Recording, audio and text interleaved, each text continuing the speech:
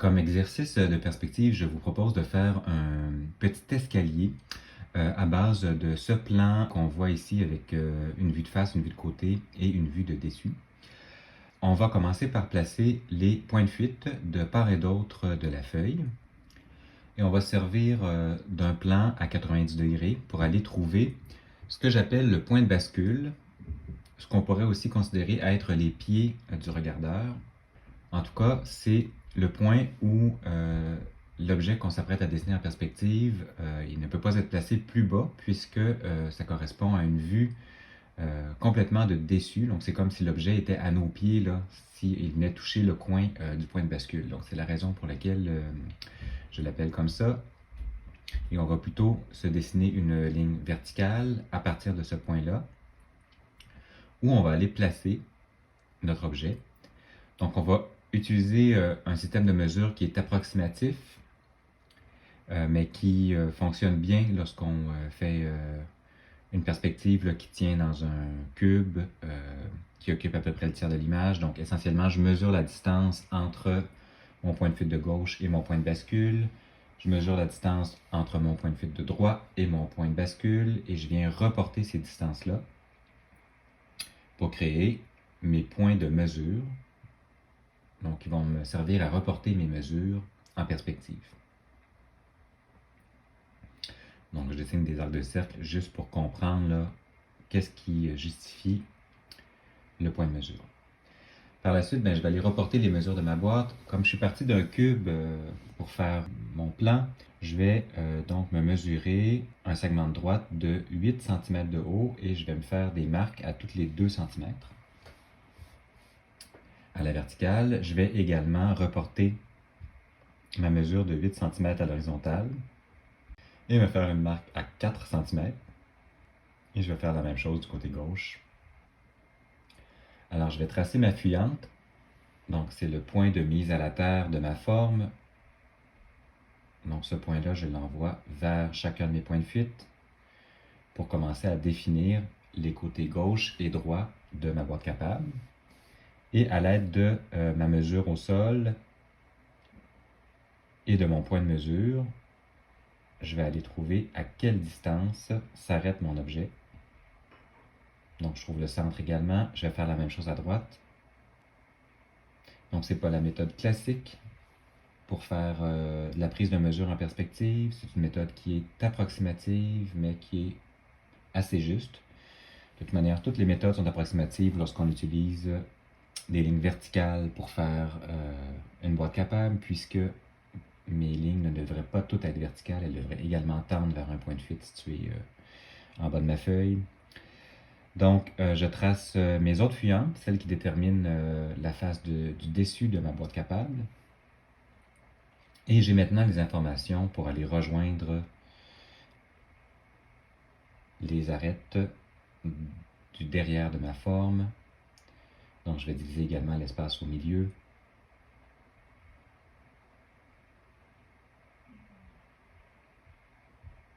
Donc, du côté gauche comme du côté droit. Alors, je vais dessiner également le dessus de ma boîte capable en croisant les deux fuyantes qui partent des extrémités vers leurs points de fuite respectifs.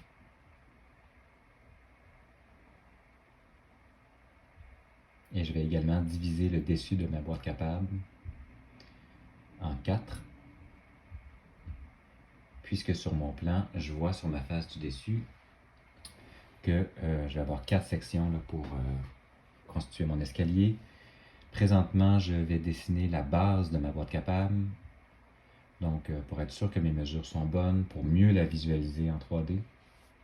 Lorsque les lignes sont des faces cachées, j'essaie de les dessiner en plus pâle. Et lorsque les lignes sont des faces visibles, je les dessine un petit peu plus foncées, de façon à mieux voir. Donc, j'ai une première face ici à gauche, que je vais venir représenter en espèce de L. Donc, cette forme-là est relativement facile à comprendre. Donc, je viens la souligner là, au niveau de ses arêtes. Et je vais m'attaquer à la face de droite, qui forme un escalier qui monte jusqu'à la moitié de ma boîte capable. Donc je prends la moitié et je traite l'arête. Voilà, donc tranquillement, mon escalier prend forme. Donc ici, j'ai des arêtes qui sont proches là. L'arête de la marche est proche de l'arête visuellement, de l'arête de la face arrière de ma boîte capable, mais si je veux travailler précisément, il ne faut pas que je me fie sur celle-ci. Et je suis prêt tranquillement à monter les autres marches de mon escalier. Donc, c'est le dessus de la deuxième marche que je veux aller réaliser. Donc, qui pointe vers le point de fuite de gauche.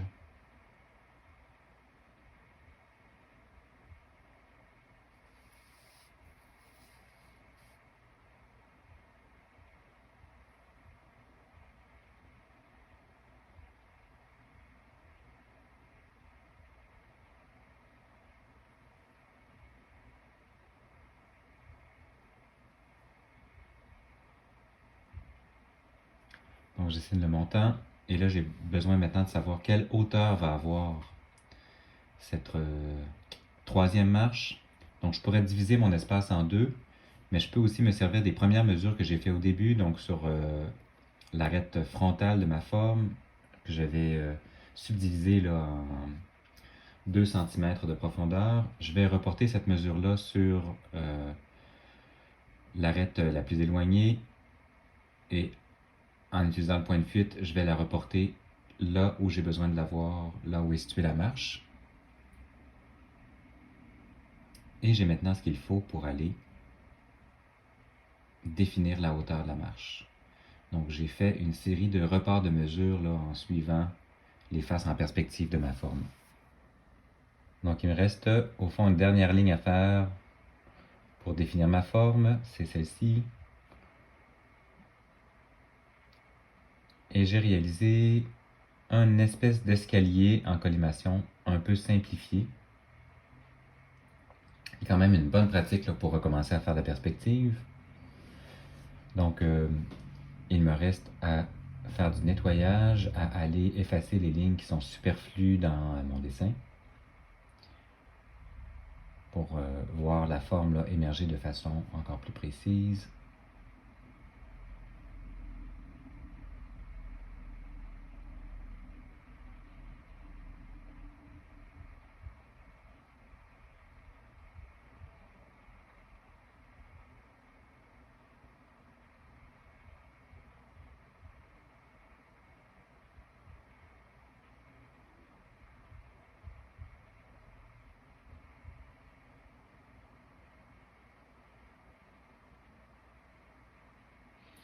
Et je suis prêt maintenant à envisager de faire les ombres et les lumières. Donc, je vais positionner mon soleil en me fiant sur le côté le plus haut sur lequel je vais avoir une ombre projetée. Donc, je vais choisir une diagonale qui va correspondre à l'angle du soleil, une diagonale qui part d'un point à la verticale et une autre diagonale, donc qui ressemble à une ligne horizontale dans ce cas-ci, qui détermine l'angle du soleil sur une face horizontale. Donc, ça me donne un triangle qui pourrait être de l'angle qui me convient, dépendamment de où je vais aller porter le point, la petite pointe de ce triangle-là, ça correspond à où est le soleil par rapport à ma forme. Et ce que je vais faire, c'est que je vais dessiner une série de lignes à peu près parallèles. En fait, dans les faits, elles pointent vers un point de fuite qui est le soleil, situé très très haut dans le ciel. Donc, à toute fin pratique, elles sont parallèles. Et je vais aller projeter les ombres sur ma figure, là où elles devraient arriver, partant de tous les points qui sont situés dans les hauteurs. Donc, je dessine comme ça des lignes obliques. Et pour toutes les faces qui sont à l'horizontale, je vais aller chercher des parallèles à ma ligne que j'ai installée ici à l'horizontale. Donc, je vais aller chercher les mêmes genres de triangles que j'ai fait. Ça ici, j'ai la projection d'une arête qui est à l'horizontale. Donc, je vais aller chercher mon point de fuite pour projeter cette ligne-là. l'ombre du coin, je vais me chercher la même ligne au sol. Donc je sais que le coin arrive à cet endroit-là. Je vais le projeter cette fois-ci vers moi. Comme ça.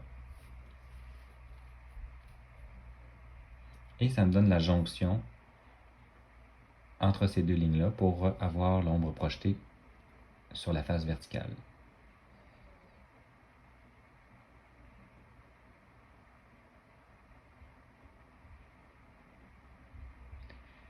Donc j'ai une face qui est un petit peu plus basse, donc je vais avoir un petit crochet ici, un petit dénivelé dans mon ombre.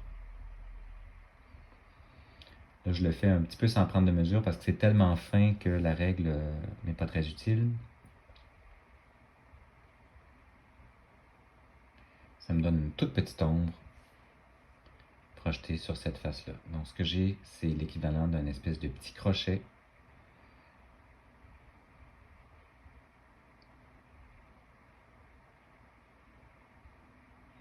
Donc je m'occupe maintenant de l'ombre projetée au sol. J'applique au fond à peu près la même méthode. Le triangle qui forme l'ombre projetée est plus petit parce que mon segment est plus petit. Et je devrais avoir des choses qui se reportent naturellement parce que toutes les longueurs se reportent en perspective. J'ai une face qui est plus haute là, donc qui projette un ombre un petit peu plus loin, qui s'en va à la jonction de ma dernière ligne oblique pour pouvoir retourner par la suite vers mon point de fuite. Donc, j'ai dessiné les ombres projetées que je retrouve sur mon objet. Alors, j'efface les lignes qui sont maintenant superflues, mes guides qui déterminent où mon soleil est situé dans mon dessin. Et je suis maintenant prêt à l'ombrer. Je vais utiliser un stylo, ce que les designers utilisent beaucoup pour faire du dessin de perspective. Et je vais utiliser des hachures le plus régulières possible. Dans un premier temps, je vais faire des hachures à la verticale pour, en même temps, donc donner un peu l'orientation de la face. Ça aide à mieux comprendre la forme. Donc c'est une technique d'ombrage qui est un peu descriptive, qui est narrative, qui aide à comprendre la forme. Et c'est une très belle pratique aussi pour développer sa dextérité avec un crayon. Donc, faire des milliers et des milliers de lignes les plus parallèles possibles, c'est juste bon. Vous allez voir qu'après avoir ombré toute la forme, ça commence à chauffer dans les poignets un peu.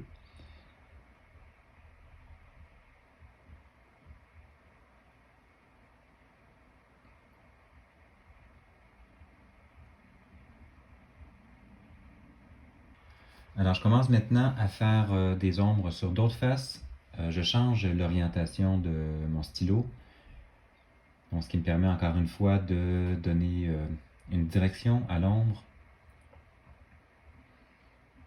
Ça me permet de comprendre la forme. C'est un petit tour de passe-passe. Je vais faire la même chose au sol.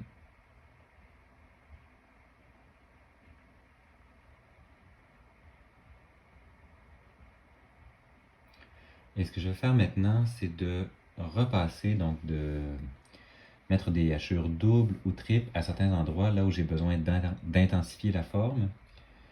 Donc, sur cette face-là, c'est une face qui est au soleil, mais elle n'est pas sous un soleil aussi direct que les faces qui sont vraiment au-dessus de la forme.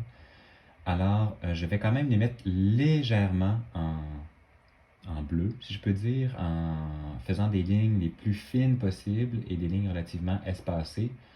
Vraiment simplement pour marquer une différence de luminosité entre les faces qui sont sur le dessus carrément et celles qui sont à la verticale.